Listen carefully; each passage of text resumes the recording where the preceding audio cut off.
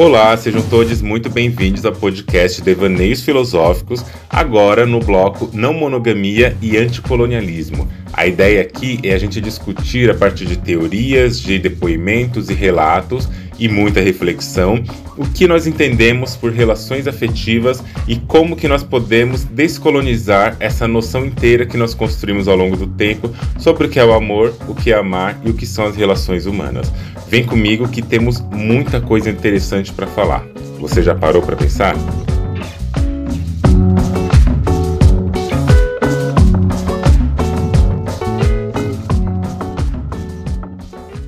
Não desanime. O homem é capaz de te trair e de te amar ao mesmo tempo.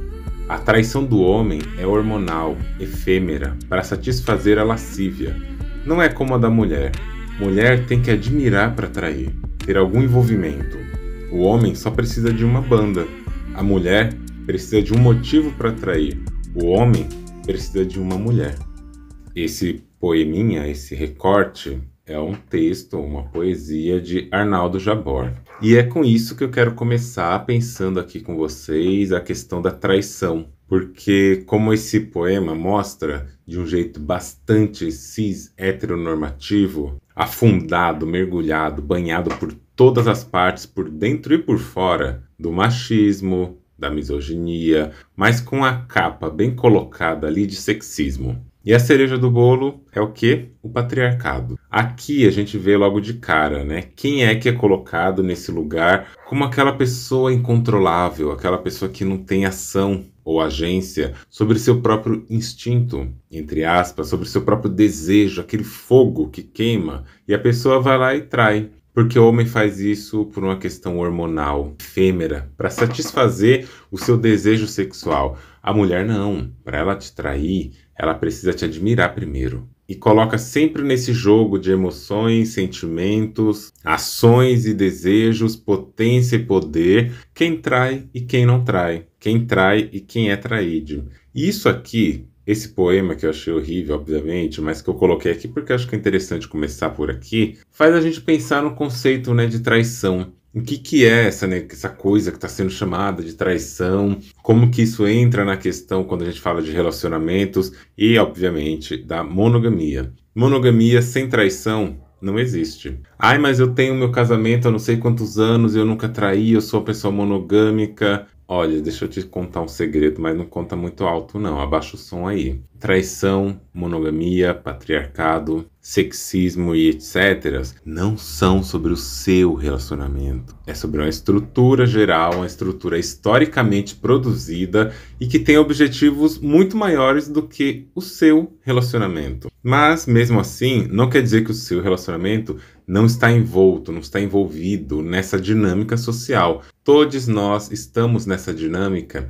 e, por consequência, todos podemos passar nesse lugar e sofrer os impactos dessa continuidade que é chamada de monogamia, de casamento, de amor. Quando a gente pensa traição, ela está relacionada diretamente, se quiser imaginar, à quebra de um pacto. Trair é você quebrar uma coisa que foi instituída, quebrar um acordo, quebrar uma regra, quebrar uma norma, mas que para ser traição precisa ser uma quebra de algo que estava combinado entre algumas partes. Para você trair um código, para você trair uma pessoa, para você trair um contexto e um conceito, você precisa que exista uma afirmativa antes que coloque um pacto, que coloque uma relação ali acontecendo e que uma das partes fez o quê? Uma quebra dessa relação e que, para ser considerada mais ainda como traição, é algo que acontece de um jeito oculto, silencioso, enganoso. Ninguém chama de traição uma pessoa que passa no sinal vermelho, né?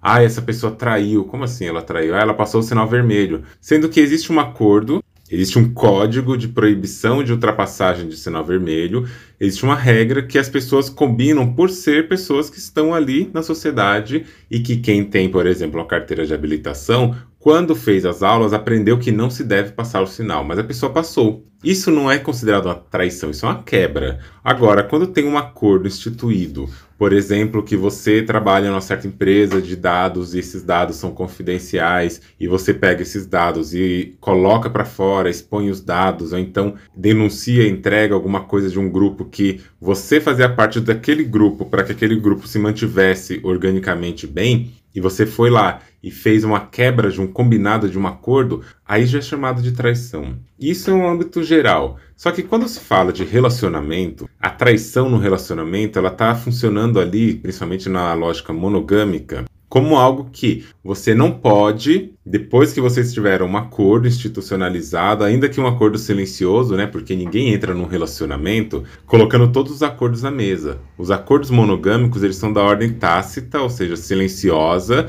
mas que são acordados ao longo do tempo, de geração em geração. Então, na lógica monogâmica, quando você se relaciona com alguém, o acordo qual que é? Que você e esse alguém estarão só vocês para sempre. Que aquela relação vai se fechar em si, vai se centralizar, vai se organizar num núcleo, e este núcleo não inclui a presença de outras pessoas e não inclui a saída de partes desse casal, por exemplo, na monogamia, para que esse casal experimente outras coisas que aquela relação dá fora dela, sem que as partes saibam. Ou seja, quebrou a lógica. Se a pessoa falasse, estou num casamento há muito tempo, só entre duas pessoas, e uma das partes quer viver uma experiência sexual fora da relação e comunica e conversa e tá, e beleza, vai lá e faz o que você quiser. Isso não é uma traição. A traição vem de quando, na expectativa generalizada, toda a realização de prazer, toda a realização sexual, afetiva, vai se concentrar naquela relação, naquele relacionamento. E uma das partes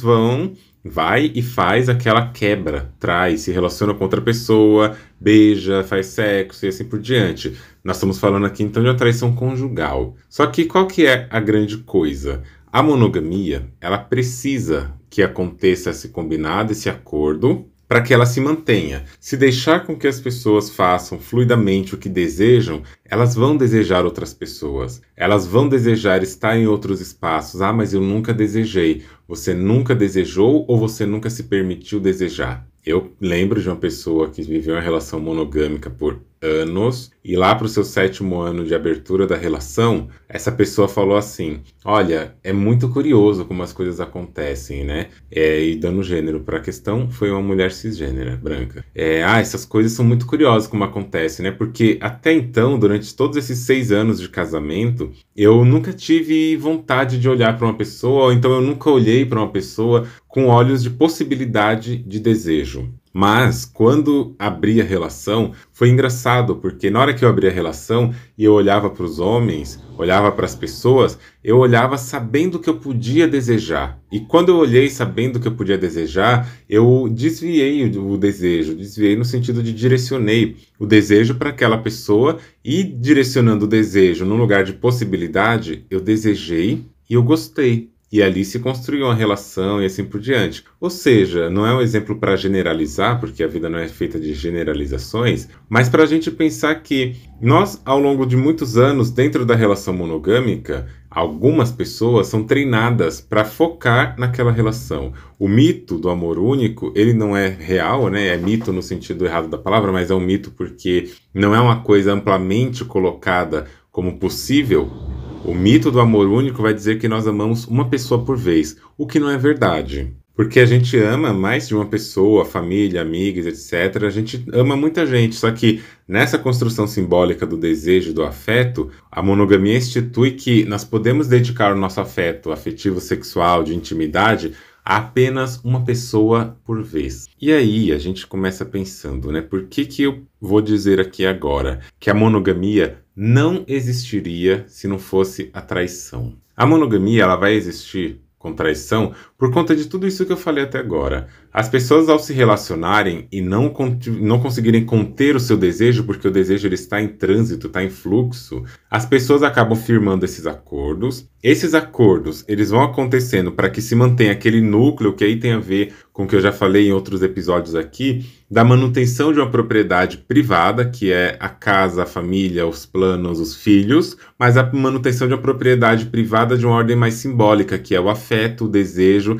e aquela pessoa. As pessoas na relação entram como propriedades, como bens, que devem ser assegurados durante todo o casamento, como diz, na alegria, na tristeza, na saúde, na doença, até que a morte os separe. Essa coisa que é emblemática, ela sinaliza que é algo que deveria durar para sempre. Só que se eu disse aqui há pouco, né, que a traição é algo que acontece no oculto, no silêncio, no sigilo, é uma traição porque é uma quebra de uma prática, mas ela acontece no sigilo. Por que a monogamia existe só por conta da traição? Porque se não houvesse a traição, se essa quebra fosse uma quebra de imediato, uma quebra totalmente tornada pública em todos os momentos, talvez os relacionamentos não acontecessem de uma maneira tão estável. E talvez isso fosse colocado num plano tão do acontecimento cotidiano, aquele acontecimento que se repete tantas vezes assim aos olhos das pessoas, que as pessoas não iam suportar viver nessas relações. Não raramente, relacionamentos acabam quando se descobre uma traição. Isso, ao longo do tempo, constrói práticas, estratégias de pessoas de como fazer a traição acontecer.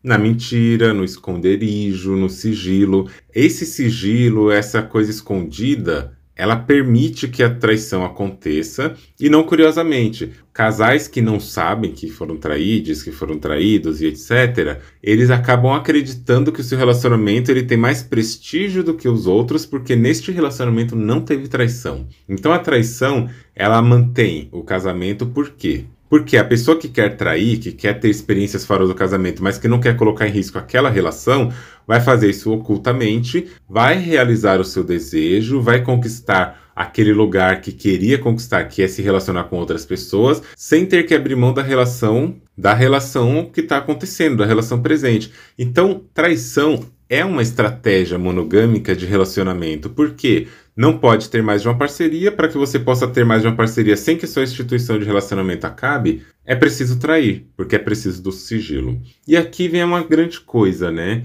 É muito constrangedor, de tão curioso que é, como a gente vê casais por aí. Você conhece algum? Você já sabe de alguma coisa do tipo? Por exemplo, quando a gente vê casais que na estética do casal, no funcionamento do casal, estão super bem, super à vontade, super tranquilos, com a confiança, uma coisa assim, bem, né, firme, uma confiança construída ali que todo mundo olha e fala que casal lindo. Só que você sabe que essa pessoa, uma dessas pessoas, está traindo aquela relação. Você sabe que uma dessas pessoas da relação está traindo. E às vezes, não raramente, você vê, né, para quem assiste Picolé de Limão, ouve Picolé de Limão, aquele podcast, aquele bloco do podcast Não Inviabilize, a gente vê que a coisa ela é tão disfarçada e disfarçável que dentro dos relacionamentos, às vezes você vai numa festa de aniversário, tá ali o cara com a sua esposa, com a sua companheira, e na mesma festa ele convidou a amante. A amante sabe que ela é amante, sabe que ele é casado, mas tá ali no silêncio, na coisa acontecendo. E esse acontecer, esse fazer é parte do pacto, né?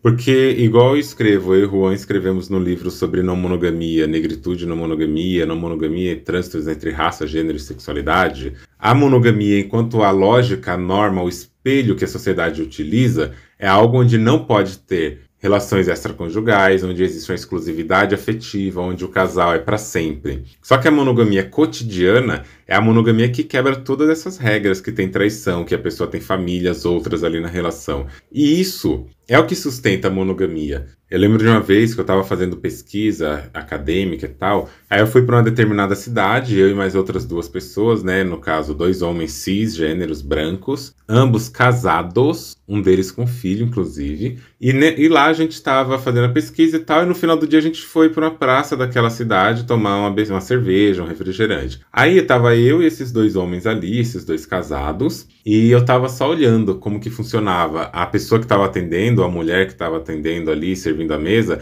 eles começavam a conversar e fazer todas aquelas jogadas de homem, aquelas cantadas de assédio, porque não é nada normal aquilo que acontece, né? Assediando aquela pessoa e aquela pessoa também devolvendo num lugar de concordância algumas cantadas. E aí, um desses homens, que é casado e que tinha um filho na época, ele fazia o quê? Ele combinou com ela de se encontrarem dele na casa que ela morava. Isso tudo escondido, porque a família, a esposa e a companheira dele, na época que estava aqui no centro de São Paulo, não fazia a menor ideia. E aquilo eles faziam sem nenhum constrangimento. Por quê? Porque tem um certo pacto, né? Ninguém naquela mesa denunciou ninguém. Existe esse certo pacto onde as pessoas estão ali envolvidas e esses homens têm nessa possibilidade da traição uma realização do próprio desejo. Não é à toa que, se a gente for olhar para pesquisas, a gente vai ver algumas pesquisas falando, por exemplo, que o Brasil é o país mais infiel da América Latina, com todas as questões sobre a palavra infiel, né? A gente vai ver que 50% dos brasileiros já traíram e que, segundo esses estudos, mulheres traem menos. Isso também é uma coisa questionável, né? Porque tem que saber como que esses dados são coletados. Mas a gente sabe que o patriarcado, ele dá privilégios para os homens, ele dá essa fluidez de traição, como a gente viu, inclusive, na abertura desse episódio. E um outro estudo que fez uma análise num aplicativo de relacionamento vai falar que de janeiro a fevereiro de 2023, cerca de 1.145 usuários brasileiros usaram essa plataforma de relacionamento. Em sua grande maioria, eram homens que buscavam amantes. E, de acordo com a pesquisa, 33% dos entrevistados admitiram ter traído seus parceiros durante o período do carnaval. Quando questionados se perdoariam a traição ocorrida durante essa festividade, exatamente metade dos brasileiros, ou seja, 50%, afirmaram que sim, pois consideram que é comum que isso aconteça nessa época, enquanto os outros 50% responderam que não, pois acreditam que infidelidade é infidelidade independente do momento. Uma outra reportagem do CNN Pop, que quem quiser procurar o nome, chama Traição. Psicóloga explica tipos, consequências e se é a mulher ou o homem mais infiel. Vai dizer a seguinte coisa: historicamente, vemos que homens traem mais do que mulheres, até mesmo em função do patriarcado e da diferença de gênero, que colocam o homem nessa posição de mais poder. Quanto mais machismo, mais o homem terá a crença de que pode trair e a mulher de que precisa aceitar ou tolerar esse tipo de comportamento. Um dos motivos principais, levando este aspecto do estereótipo de gênero em conta, é o homem sentir-se que tem o direito de trair, afinal é superior que a mulher. E estudos da radiografia da infidelidade e infiéis do Brasil, realizados em 2022, mostram que 8 em cada 10 pessoas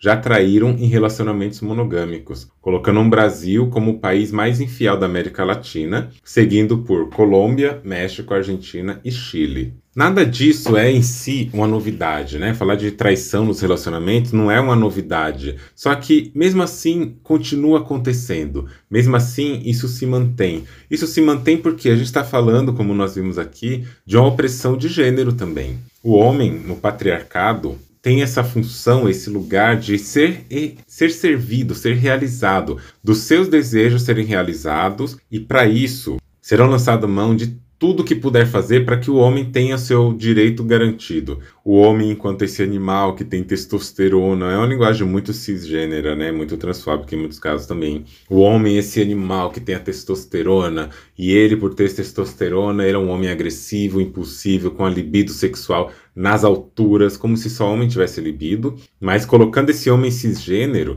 nesse lugar, quase que explicando que ele não tem uma agência e um controle sobre si, porque ele está sob efeito de quê? Da sua impulsividade. O homem é impulsivo, só que qual que é a questão? Homens não aceitam traição. Quando eles descobrem que foi traído, quando descobrem que as suas companheiras traíram, o que eles fazem? Ao contrário da maioria das mulheres, segundo mostram estudos, que são orientadas e ensinadas sistematicamente a perdoarem. Os homens vão e matam essas mulheres. A gente vê cada vez mais casos de feminicídios, de transfeminicídios, de assassinatos brutais de mulheres, desde mulheres que são queimadas, espancadas e baleadas, esfaqueadas, porque, primeiro, ou teve um ciúme desse homem, ele supôs que ela estava traindo e matou, ou porque ele pegou em flagrante, descobriu, alguém contou. E a briga, a guerra sempre vai voltar para esta mulher. Mesmo em casos de violência, mesmo em casos de traição na internet, sempre se coloca como aquela coisa que sonda, né, que ronda a sociedade da mulher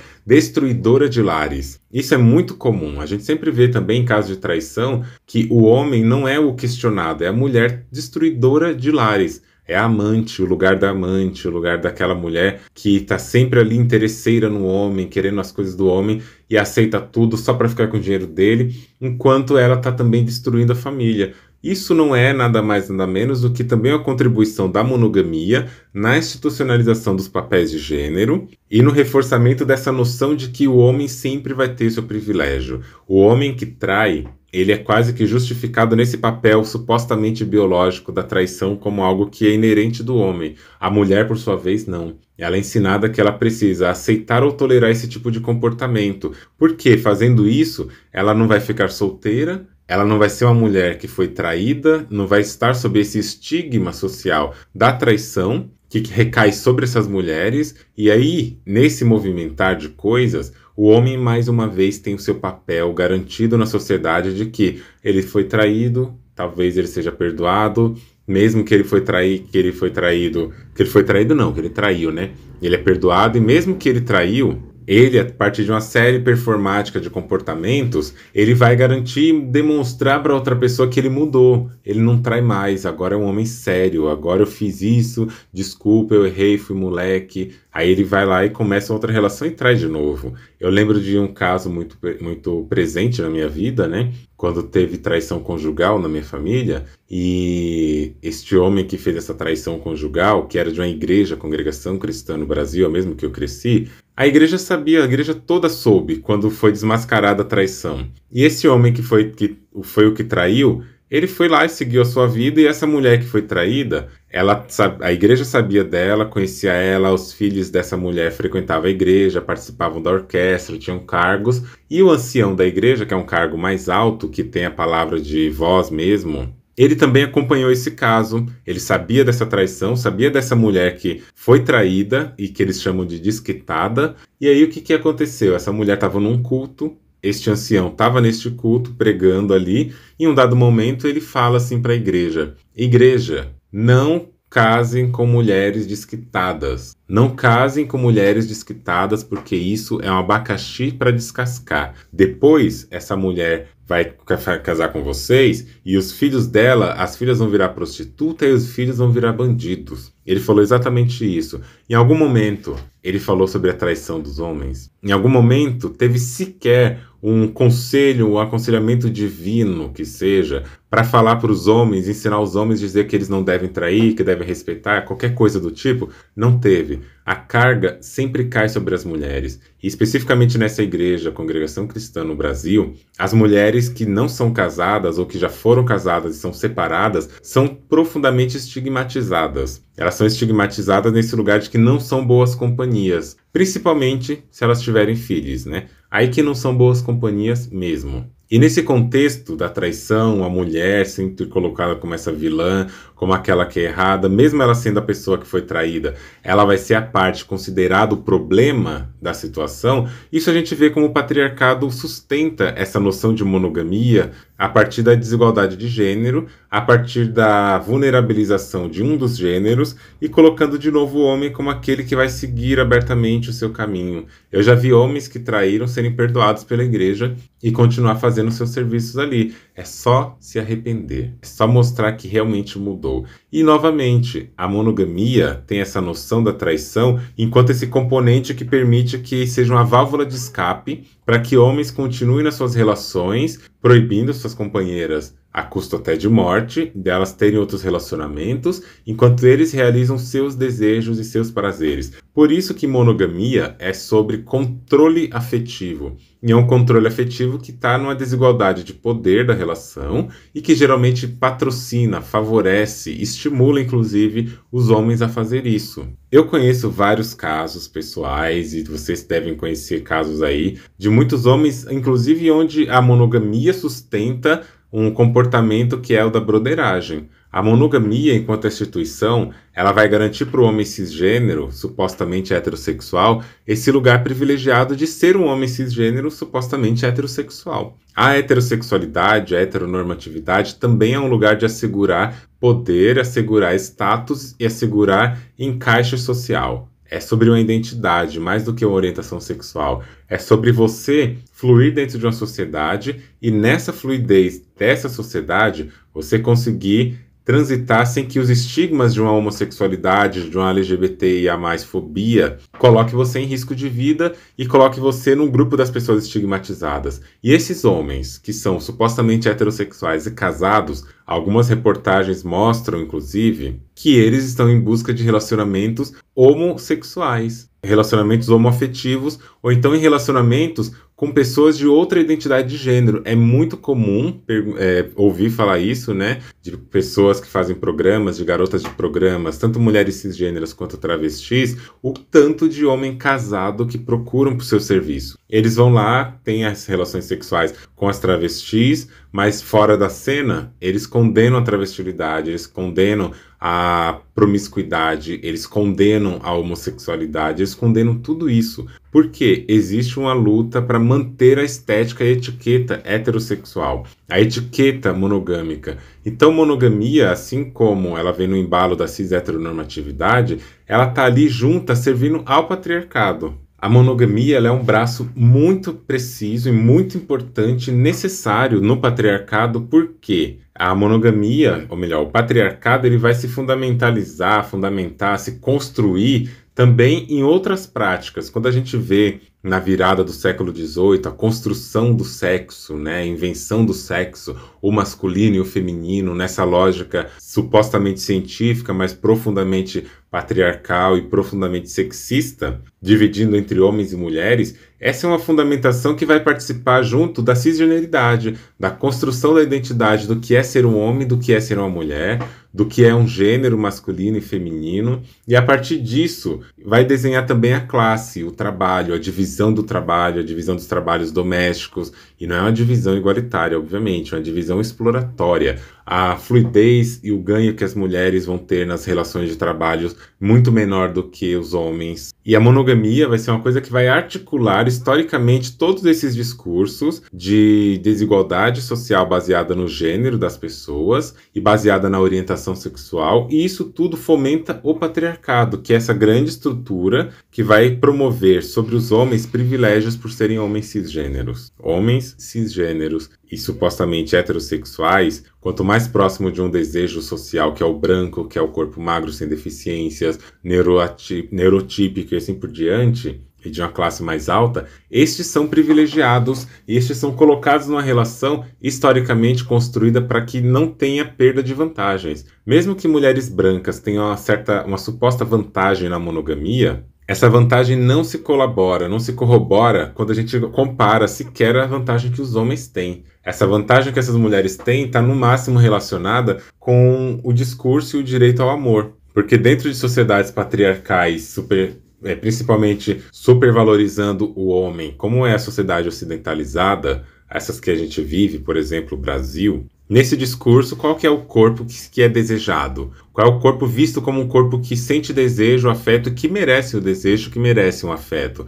É o corpo da pessoa branca. As representações, as imagens, a mídia, tudo que a gente vê, a produção imagética do amor e do corpo, que é colocado como aquele corpo que merece ser desejado, etc., o afeto de um modo geral, é o corpo da pessoa branca. E a mulher, ela é representada nesses lugares como esse par que vai favorecer o homem nessa relação. A mulher negra, a mulher gorda, a mulher amarela, a mulher trans, a travesti. Essas pessoas, as lésbicas, essas pessoas não são colocadas nessa representação de um amor puro. Elas são colocadas na representação de um amor objetificado. Um amor que vai atuar numa lógica do fetiche branco, que eu já expliquei em alguns outros lugares, e é uma lógica onde este corpo ele serve para uma realização temporária do desejo, de uma fantasia, até de um fetiche, mas não é o corpo elencado como um corpo para se casar. E aqui a gente vem e traz outras lembranças sobre por que a monogamia não é para corpos dissidentes. A monogamia ela é para corpos brancos, quanto mais padrão, melhor.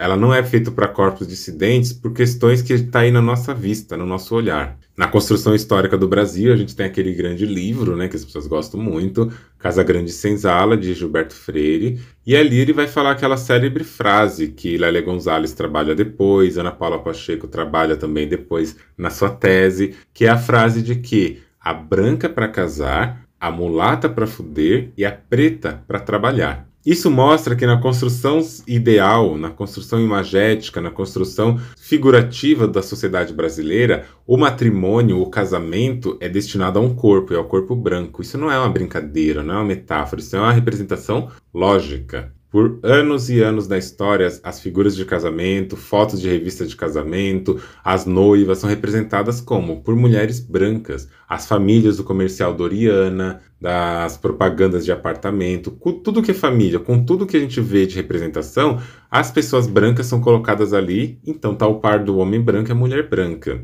E a monogamia, quando eu falo que ela não é para pessoas dissidentes, não é para pessoas negras, ela não é quebrada essa ideia só porque pessoas negras também se casam no cartório, na igreja, com vestido de noiva, buquê e lua de mel. Isso não garante que a monogamia seja para esses corpos, porque, de novo, se casar, estar em pares ao longo da vida não é monogamia necessariamente. A monogamia é um sistema muito maior. É um sistema de fronteiras, é um sistema de produção de territórios. Eu escrevi um artigo com o Jarlenes que fala sobre fronteiras e monogamia. E a monogamia, ela institui esse lugar onde a migração, e geralmente essa migração são de pessoas de países mais subalternizados, países que estão em maior desigualdade social de todas as ordens, pessoas que vêm desses países, por exemplo, Haiti, aqui nas redondezas do Brasil, países andinos, Bolívia, Colômbia, Peru, Venezuela, são pessoas que não são pessoas brancas. E quando entram aqui, elas são rechaçadas na mesma hora, porque a monogamia institui que para essas pessoas viverem aqui, elas deveriam se casar. Mas todo o preconceito em volta destes corpos, que é o racismo, por exemplo, e o estrangeirismo, né, a xenofobia, vai construir que a monogamia nem é muito para esses corpos. E aí a gente vê, ao longo do tempo, como que a história da monogamia ela é feita para institucionalizar uma família branca e burguesa. Uma família branca onde o homem branco vai ter direito sobre a sua companheira, mulher branca, companheira é um termo forte, né, para monogamia. Onde a sua mulher branca vai ser colocada ali para suprir as necessidades deste homem. E este homem tem toda a liberdade de trocá-la quando quiser. A gente vê isso em vários casos de homens que vão trocando de companheiras, né? Quase o fenômeno Leonardo DiCaprio. Quando atinge uma certa idade, aquela mulher já não serve mais para aquele homem, que envelheceu também. Mas ele envelheceu e agora ele quer de novo uma mulher branca, nova, jovem, que está aí dentro dos padrões, porque essa mulher empresta para esse homem a legitimidade de uma masculinidade frágil, tóxica, de todo jeito que ela é, mas empresta para esse homem uma reafirmação de que ele ainda é um homem supostamente ou simbolicamente viril e dominante. E óbvio que quanto mais nova essa mulher em relação a ele, mais ele vai ter um poder de dominação. E tudo isso é sobre monogamia para além do casal. E mais que isso, né, a gente teve recentemente o caso, hoje, né, tá bem fresca essa notícia, da Isa, que tá grávida, que foi traída, e aqui algumas pessoas falando que isso é uma violência, que isso daí é um caso, como que os homens têm coragem de fazer isso com essas mulheres, sendo que no Brasil, para uma informação que saiu esse ano, por exemplo, né, dados do Instituto Brasileiro de Economia da Fundação Getúlio Vargas mostram a existência de mais de 11 milhões de mães que criam seus filhos sozinhas. No Brasil, o número de mães solos cresceu 17,8% na última década. Vocês têm noção do que isso significa? Basicamente, o que esse estudo está mostrando é que, de 2012 a 2022, o número de mães solos que criam seus filhos de modo independente passou de 9,6 milhões para 11,3 milhões. E dados complementares do relatório vai mostrar que 15% dos lares brasileiros são chefiados por mães solo. E que, além disso, 72,4% das mães nessa condição vivem só com os filhos, sem ter uma rede de apoio próxima. E entre as mais de 1,7 milhões de mães solos que surgiram na última década, 90% delas são mulheres negras. E outros dados vão ser trazidos nesse estudo, que eu vou deixar aqui o link aqui na bio, na descrição do episódio, vai mostrar que mais de 40 mil crianças menores de 18 anos perderam suas mães de 2020 a 2021 no Brasil, 40 mil, em decorrência da pandemia de Covid-19, né, segundo o estudo que foi feito pela Fiocruz em parceria com a Universidade Federal de Minas Gerais, que foi publicado na Springer Nature Journal Archives of Public Health. E para uma advogada que está participando dessa entrevista, ela vai dizer que o aumento de órfãos de mães e a realidade vivida nos lares chefiados por mães solos é uma combinação preocupante para as crianças, porque ela vai dizer, se a mãe vier a falecer, o pai ausente ainda terá a guarda do filho, ou seja, os pais surgem com o objetivo de administrar os bens que as mães deixaram como herança ou administrar a pensão por morte, e não com o objetivo de cuidar da criança. E essa advogada, Andressa, vai lembrar que, ainda que existem situações em que os pais aparecem, ficam com os bens e valores e deixam os filhos com avós paternos ou outra pessoa qualquer para cuidar. E, segundo ela, já atendeu mais de 20 mil pessoas e pode afirmar que não é raro isso acontecer. Então a gente olha para essa situação, né, das pessoas chocadas porque Isa, uma cantora famosa, foi traída enquanto estava grávida, sendo que essa questão ela é uma realidade que acontece o tempo todo e óbvio que nem por isso tem que ser normalizada. Mas o ponto que fica ressaltando aqui é que Isa é uma mulher negra. É uma mulher negra muito famosa, muito bonita, de muito renome. E muita gente está falando, por exemplo, coisas como: imagina, até a Beyoncé, até a Isa, até essas mulheres negras, lindas, maravilhosas, estão sendo traídas. Imagina o que será de nós se até elas são traídas. Isso vai fazer a gente pensar na seguinte coisa: tá, a mulher bonita não pode ser traída. Quer dizer que existem corpos que são traíveis? Existem corpos que podem ser traídos? Então, se o corpo for de uma pessoa feia, uma pessoa gorda, uma pessoa PCD, uma pessoa com deficiência, né? Se for uma pessoa pobre, periférica, essa pessoa pode ser traída? Então a monogamia ela vem inclusive para reforçar esses papéis onde o gênero, a raça e a classe e muitas outras características da população são colocadas numa balança desigual, favorecendo uma parte em vez da outra. A relação da raça com a monogamia é esse lugar problemático em que a colonização coloca sempre o corpo negro, o corpo racializado, o corpo amarelo, neste lugar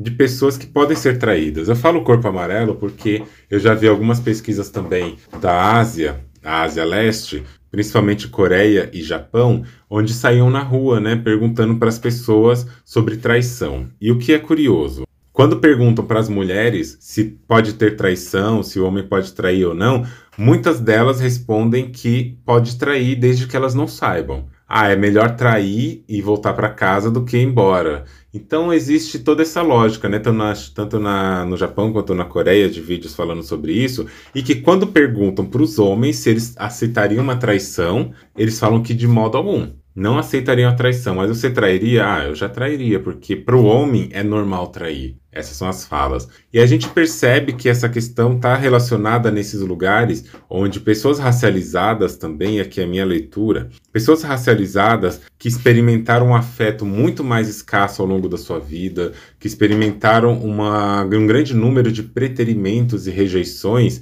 onde a relação afetivo-sexual sempre foi uma coisa colocada quase como impossível a depender dos corpos, e colocada como uma coisa muito difícil de acontecer também, mas por conta da raça, que essas pessoas, não raramente, principalmente mulheres, pessoas trans, pessoas gordas e pessoas com deficiência, que vão aprendendo ao longo do tempo a ver o que aceita na relação para que pelo menos tenha uma relação. A monogamia prega esse lugar de uma relação até que a morte separe, da relação do casamento como aquilo que valida o melhor que você pode ter na vida, porque agora você venceu na vida. E aí coloca para essas mulheres, essas pessoas racializadas, um lugar de domesticação do afeto ao ponto de ter que aceitar tudo em nome de quê? Em nome do casamento, em nome da união. Eu lembro de estar num casamento do meu irmão, e meu irmão é um homem negro, sua companheira também é uma mulher negra, e na cerimônia de casamento a mulher fala a seguinte coisa: agora, fala para minha cunhada, né?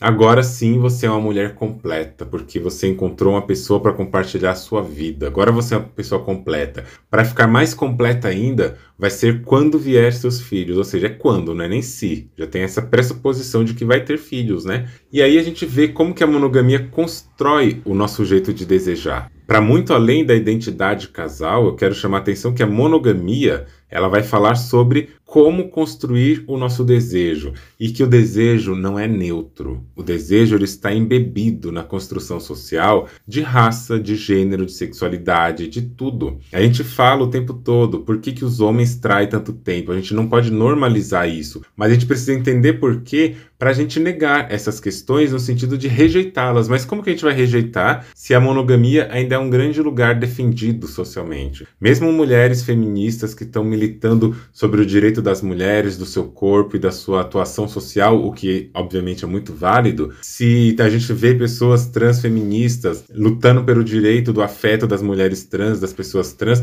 se nós estamos lutando pelo nosso direito de afeto e a gente não questiona a monogamia não inclui os nossos corpos de pessoas trans, não inclui o corpo da mulher nem trans nem cis, porque elas entram nesse colocar da monogamia como um objeto político de construção destes homens. A gente viu, nessa reportagem que eu li para vocês os trechos, que muitos homens que nunca assumiram seus filhos voltam quando essa mulher morre, por exemplo, em decorrência da Covid, que a gente teve essa pandemia, e eles voltam, se apropriam dos bens materiais dessas mulheres e deixam as crianças como um cuidado feito para ter o cuidado feito por pais desse homem. Eles não têm essa construção social do cuidado, do acolhimento e da proteção. A questão é econômica. A questão ela é da ordem de propriedade. Os homens estão nesse lugar da propriedade. Como que a gente desconstrói isso? Desmantelando sistemas que vão colocar esse homem nessa relação de poder desigual. Quais são os sistemas? Primeiramente, patriarcado, né? E dentro dele, o cissexismo, essa questão cis-heteronormativa que dá poder a eles, essa questão monogâmica que dá poder a eles. Enquanto tiver, como a Adriana Ventura, uma amiga, fala, a síndrome da escolhida, essa coisa que induz e produz nas mulheres o desejo de ser escolhida a qualquer custo, de querer ocupar um lugar que socialmente só vai ser validado no dia que elas forem escolhidas nessa lógica cis-heteronormativa por um homem, isso vai imperar a monogamia, dando poder de escolha para estes homens. E aqui eu acho que mesmo homens negros também participam dessa lógica quando a gente está falando do afeto, embora o afeto dos homens negros ele é muito diferenciado de acesso quando falo dos afetos dos homens brancos. Recomendo um episódio que eu tenho aqui, de número 41, que chama O Homem Negro, o Repetidor de Wi-Fi e o Patriarcado, para a gente entender de onde que eu estou partindo quando eu falo que os homens participam do patriarcado, tá? Para a gente não ter também uma coisa de desproporção na hora da nossa análise. E a monogamia é esse sistema social que vai produzir essa cola entre afeto, desejo e as opressões. Não tem como questionar se a gente não fizer isso. E quando a gente vê esse caso da Isa, não é dizendo que o que ela passou é desejável e é normal. Não é normal, não é desejável. Mas também não é essa coisa que espanta tanto quando as pessoas estão falando. Parece que é uma coisa que, nossa, por que foi acontecer? E aí leva para esse discurso complicado que eu falei, né? Que no fundo o maior perigo talvez seja as pessoas entenderem pela chave de que ela, por ser bonita, ela por ser uma entidade praticamente na nossa sociedade da cultura musical, ela por tudo isso não deveria ser traída. Beyoncé não deveria ser traída. Rihanna não deveria ser traída. E assim como muitas outras que foram traídas, né? Bela Gil aqui no Brasil, Preta Gil, né? Aqui no Brasil, foi traída e foi traída enquanto estava com câncer. Então esse lugar precisa ser repensado. Precisa ser repensado porque a gente tem que olhar que esses discursos vão colocar que se for uma pessoa dentro de uma certa aceitação de beleza, uma aceitação de status social, ela não merece ser traída. Mas e as outras pessoas, né? E lembrar que Isa, apesar de ser uma mulher muito bonita, muito linda, ela é muito linda dentro de algumas bolhas que admiram beleza negra. Eu vi um comentário de Twitter que eu achei bizarro. Um perfil chamado Davies Fla jogou lá no Twitter a seguinte coisa, né? Comentou pra alguém a seguinte coisa: o que vocês superestimam essa Isa é sacanagem. Aí uma pessoa foi lá e comentou: deve se esforçar muito pra gostar de mulher. Aí ele respondeu: gosto o suficiente para nunca ter duvidado da minha sexualidade, meu caro. Isso não muda o fato de que tratar a Isa como se fosse um estéreo exposito da vida, etc e tal. Aí eu fui ver quem que é essa pessoa, estéreo exposito. É uma pessoa branca, loira, dentro dos padrões esperados, né, da sociedade. E aí, você olha para isso, né? Nem toda a sociedade olha para Isa com uma beleza que a gente olha enquanto eu olho enquanto uma pessoa negra, sabe? Ela ainda assim não é desejada nesse lugar socialmente colocado, não. Mas mesmo assim, pessoas brancas, dentro de toda essa estrutura do padrão, ainda são traídas e as pessoas olham e falam para a sociedade: Ai, até tal pessoa foi traída, não acredito. Como assim? Shakira foi traída. E aí a gente vai olhando para isso e vendo que é perigoso esse discurso, né? Porque é como se validasse a traição para vários outros corpos. E, na verdade mesmo, o problema está na monogamia enquanto a estrutura geral. Portanto, falar de traição não deveria ser sobre falar se é certo ou errado trair. Porque a traição em si, ela é uma coisa que ela acontece para a manutenção de um sistema. Ela acontece para que o sistema monogâmico possa continuar funcionando numa engrenagem na qual os homens continuarão realizando seus prazeres, continuarão tendo seus desejos realizados e continuarão sendo privilegiados. E as mulheres vão pagar a conta da traição, seja sendo transformadas nas destruidoras de lares, sendo as que vão ter os seus lares, suas carreiras e companhia destruídas, sendo aquelas pessoas que vão ter sofrimentos psicológicos, inclusive passar por violências que vêm depois da traição, que é de ter que abrir mão de várias coisas de repente para manter aquela relação, ser colocada sobre estigmas e ser colocada sobre vários contextos de abuso. Isso a gente deveria olhar. A traição, ela existe porque existe a monogamia. Se não existisse a monogamia, a traição não faria sentido. Esse lugar de necessidade da traição, que é uma necessidade sistêmica, com C, sistêmica, é uma coisa da monogamia. Ah, mas a não monogamia não tem traição? A não monogamia vai ter quebras de acordos. Se tiver traição nesses mesmos termos que a gente está falando aqui, é porque talvez essa relação não monogâmica seja monogâmica. A não monogamia é esse lugar da gente pensar a quebra dessa estrutura colonial, sistêmica mesmo, racista, sexista, cis-heteronormativa, classista, capacitista, gordofóbica, de todas as formas, como a gente quebra isso na base. E não tem como a gente discutir afeto, amor, pertencimento, cuidado, carinho, se a gente está falando na lógica de um sistema que foi construído e trazido pela colonização europeia branca para oprimir povos que aqui viviam outras formas de amar, outras formas de construção. A religião, como eu já dei exemplos, é um outro lugar que institucionaliza isso. Tem passagens bíblicas, inclusive, falando sobre a questão de adultério, né? Na Bíblia, se você quiser olhar lá em Deuteronômio 5, versículo 18, tá dito lá que você não adulterará. Você não pode adulterar, e dentro de algumas igrejas, mas a Bíblia já fala isso, é um pecado sério, e dentro da igreja é o único pecado que te tira da igreja, na Congregação Cristã do Brasil, por exemplo. Você trair, tira o seu cargo da igreja, você não pode tocar, você não pode frequentar, você é excomungado da comunidade. Por quê? Porque dentro do sistema da igreja, e em qualquer outro sistema, a traição, quando descoberta, ela rompe com esse lugar da monogamia. Ela rompe o casamento. E se ela rompe o casamento, é importante que ela não seja anunciada, que ela não seja percebida, que ela não seja falada. E para não falar, é construída historicamente várias estratégias, desde aplicativos, desde mentiras pequenas e grandes, desde atos de abuso que vão acontecer, porque isso é o que sustenta a monogamia. E vamos entender aqui também que se fala muito dos homens que traem com outras pessoas, mas a monogamia também é um sistema que, para o homem realizar o seu prazer, ele vai abusar de todos os corpos possíveis que ele puder. Independente da idade, independente do gênero, independente da raça. E ele vai fazer tudo isso num silêncio violador, no silêncio que vai violar outras vidas em muitos casos, e vai manter aquela imagem de um homem sério, de um homem que não trai, que cuida. E por fim, eu só vou dizer outra coisa. Eu já vi casos também onde a traição, onde não acontecer a traição, é colocado também como um mecanismo de sustentação da relação. Isso eu já falei aqui mais ou menos, né? Mas era de uma pessoa, e de outros casos que eu vi, que essa pessoa fazia questão de provar para a companheiro que não estava traindo. Aí a gente não sabe mesmo, né? Mas como? Estando sempre com essa pessoa, em todos os lugares com essa pessoa, fazendo tudo num grude absoluto com essa pessoa. Mas esse lugar de não trair, ele entra como um lugar de controle do tipo, eu tô fazendo isso e você deve fazer o mesmo. E é um lugar de supervigilância, de uma desculpa para também controlar os passos e os comportamentos dessa outra pessoa. Esse homem que fazia isso, por exemplo, é um homem extremamente ciumento. Não deixava a companheira escolher as roupas que queria, não deixava a companheira nem pintar o cabelo, né? Nem deixar de pintar o cabelo. Era uma pessoa que estava desenvolvendo cabelos brancos, não podia ter cabelos brancos, tem que pintar isso aí. Mas não podia usar a roupa que quisesse, não podia sair sozinha. Se saísse sozinha, não podia demorar, e já estava lá de cara feia, com arrogância, sabe?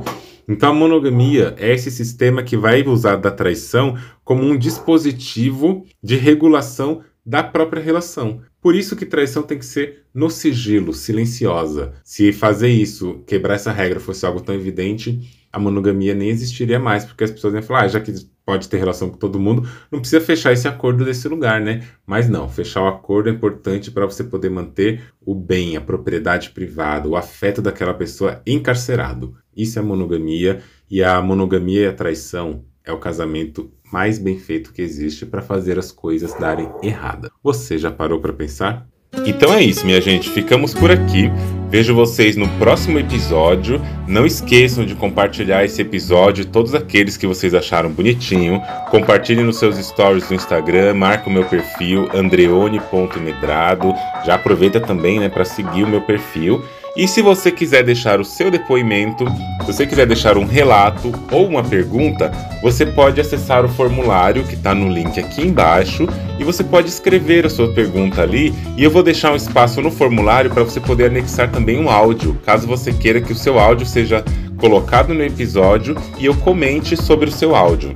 Espero muito pela sua opinião, pelo seu depoimento e vamos juntos construir uma nova maneira de pensar na monogamia junto com todas as pessoas que estão aqui e ao redor de nós falando sobre descolonização das relações afetivas. Vejo vocês em breve, até um próximo episódio.